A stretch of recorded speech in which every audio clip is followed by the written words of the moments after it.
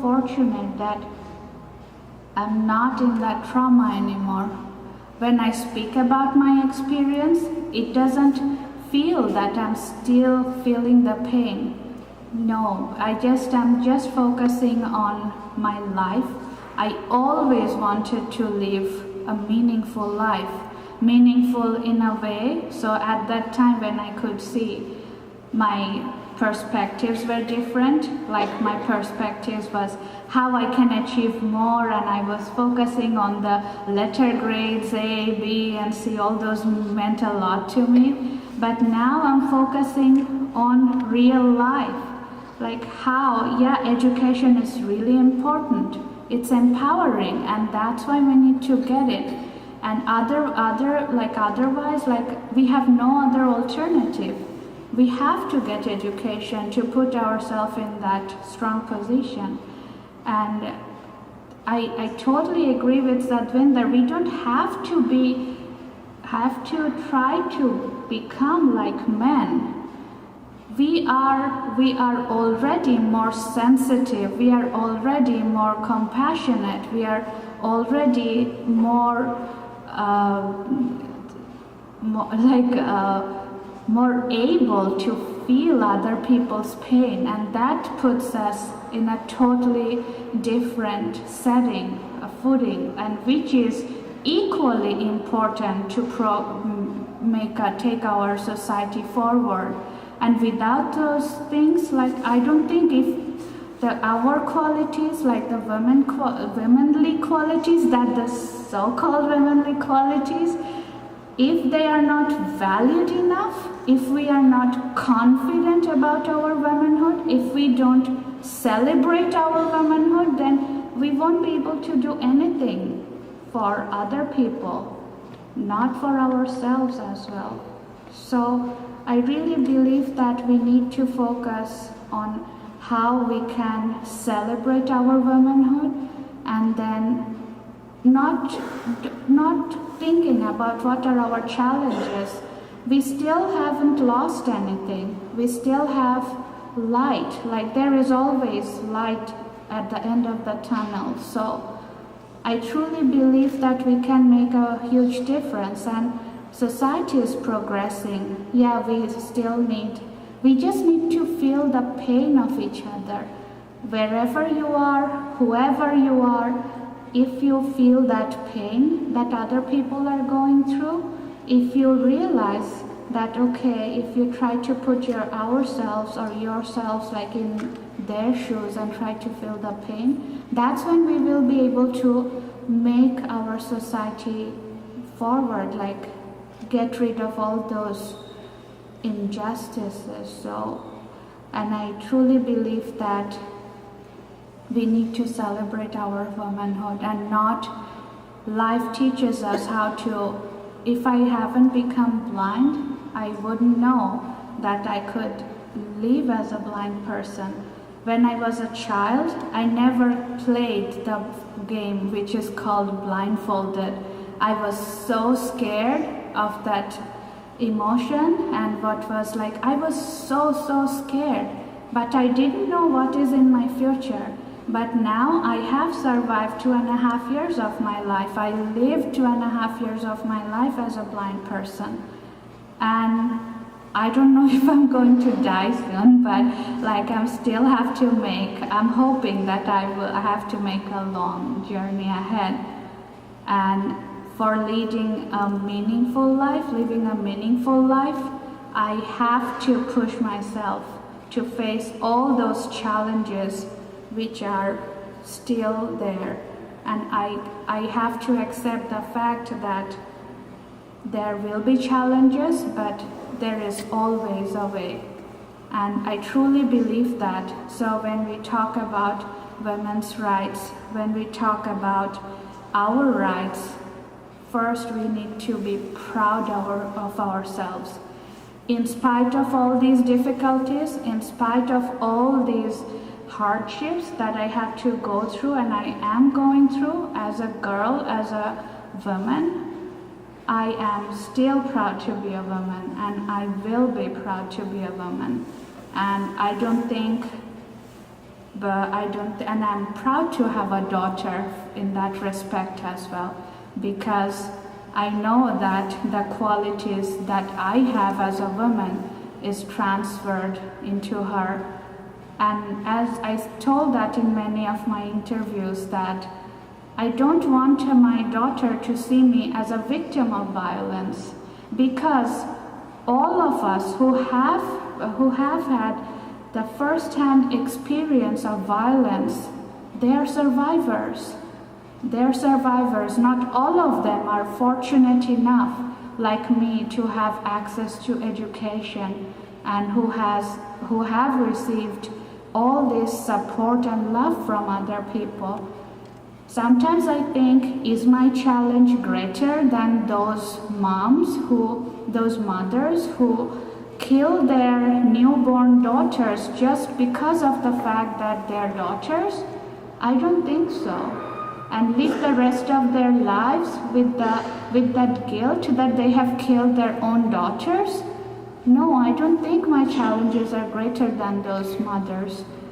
And if I think about many women in my country, especially in that part of South Asia where I come from, I just try to think, okay, do I want to live their lives?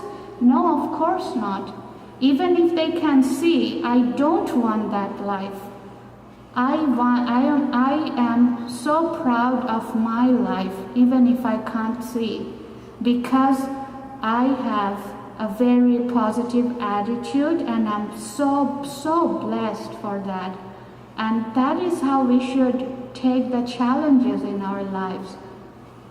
And all the women, I'm talking on behalf of all the women, and we have that strength.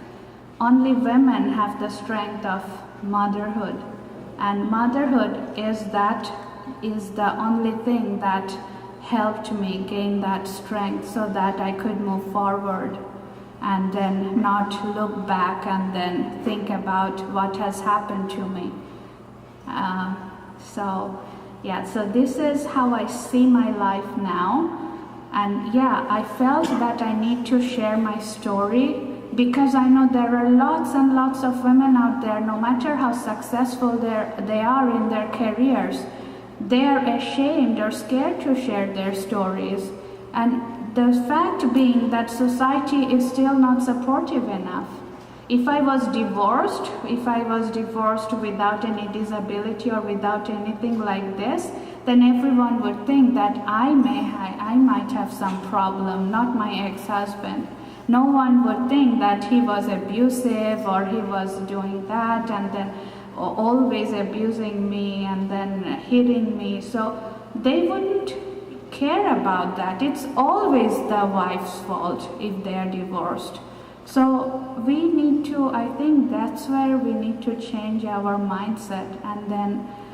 But the amount of support people are showing in societies when we are talking about, when I'm invited to different places to share my story, it gives me enormous hope that we are not hopeless. We still have hope, because we are survivors, and we could show the world that we are survivors. We are not victims. We have a voice, and we will make sure that that voice is heard. Thank you so much for that.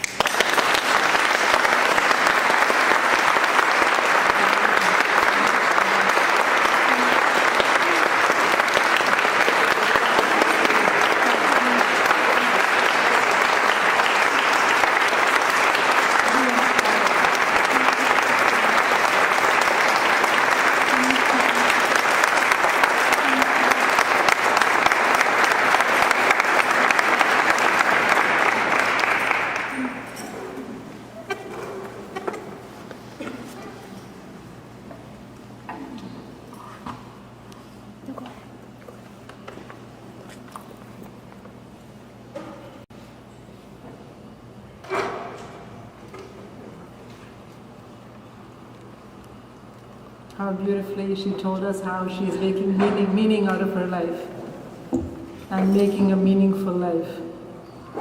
Thank you, Romana, for sharing such a personal story and also your courage to share it with us and your inspiration to us all today.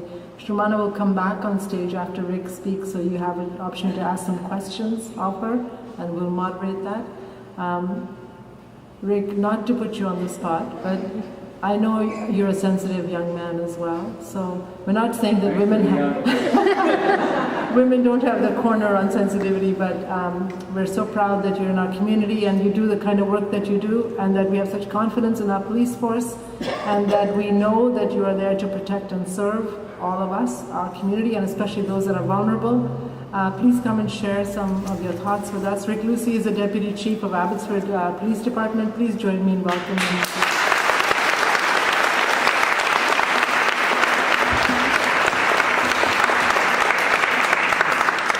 You won't have heard that at the back, but I said thanks for the young piece, Winder.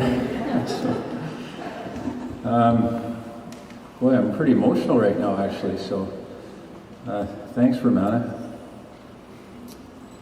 I knew I was going to be presenting at sort of this stage of the day, and this is truly one of those moments. A bunch of people here were outside for 1 Billion Rising, so that's already happened. Then a powerful video, and then to hear from you, Romana, what an amazing person. So here I am.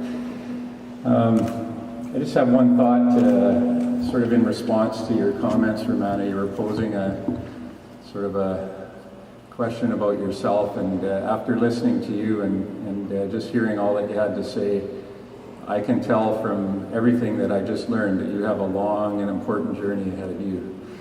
So, yeah.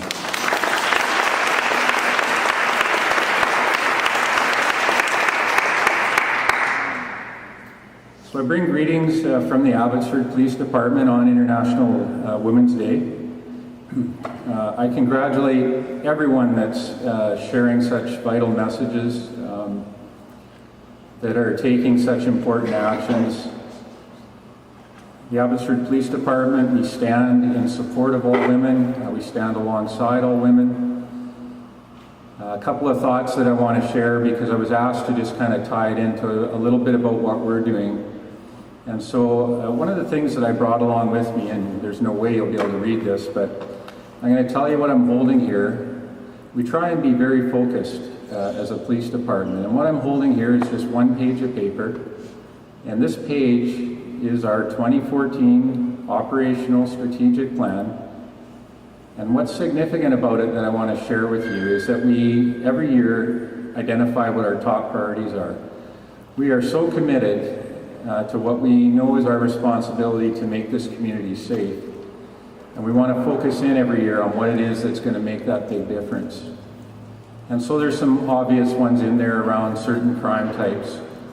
But violence against women is obviously prominent among that list. And what I want to say about that is that we have goals that we set for ourselves. So property crime, for example, we say we want to reduce property crime by 10%. We say that we want to reduce injury collisions by this year 10%. And those are good goals, and they're important in terms of the overall safety of the community. But something we did a few years ago that I want to really highlight is in the area of violence against women. And we were having a conversation that goes along the lines of the other examples I just gave. And when we got to domestic violence specifically, we're saying, well, obviously we want to do something about that. That's important. It's hugely important for our community. What are we going to do? Are we going to reduce it by 25%? Are we going to minimize this or, change that? And to me, it was a real pivotal moment when we said, no, actually, our goal, and you'll see it if you want to ever look at our plan, our goal is to stop domestic violence. And yeah.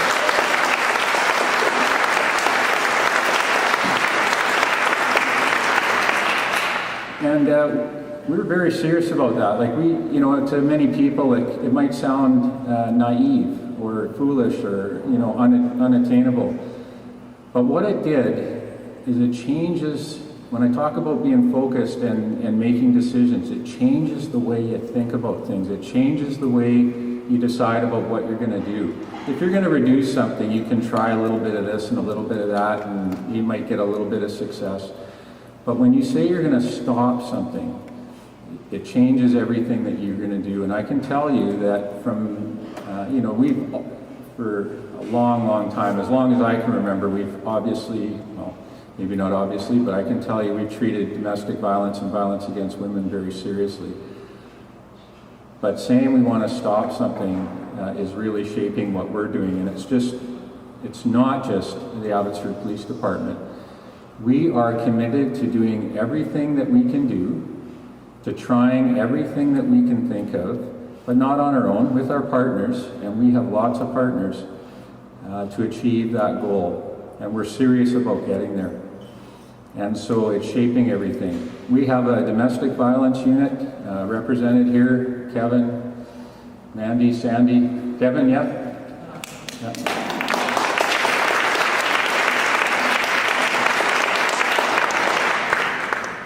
And there's a little bit of uniqueness to that. These people do amazing work, and they focus in on the most complex and high-end incidents, and so they do a very, very powerful and amazing work.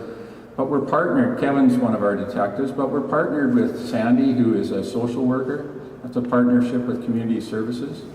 And then we've added Mandy a while back to the team, and Mandy comes from the Ministry of Children and Families. And so it's paying attention to that whole picture and all of the partners, and they're part of the team, but then there's a larger team involving Crown Council and on it goes. So we're doing a lot in that area. A couple of other areas that we're focused on, just in final thoughts around this idea of stopping, is we've recognized, as so many people have, is we've got to go so much further upstream. And so where we're putting a lot of energy now, and this is going to rely heavily on partners, is going way up to the early stages and beginning with our children. We have got to raise children who have a healthy perspective of respectful relationships. And it's long-term stuff, but we're going to put a bunch of our energy there. We're sure hoping our partners are as well, the school district and obvious other places. But if we don't go upstream there and start some of that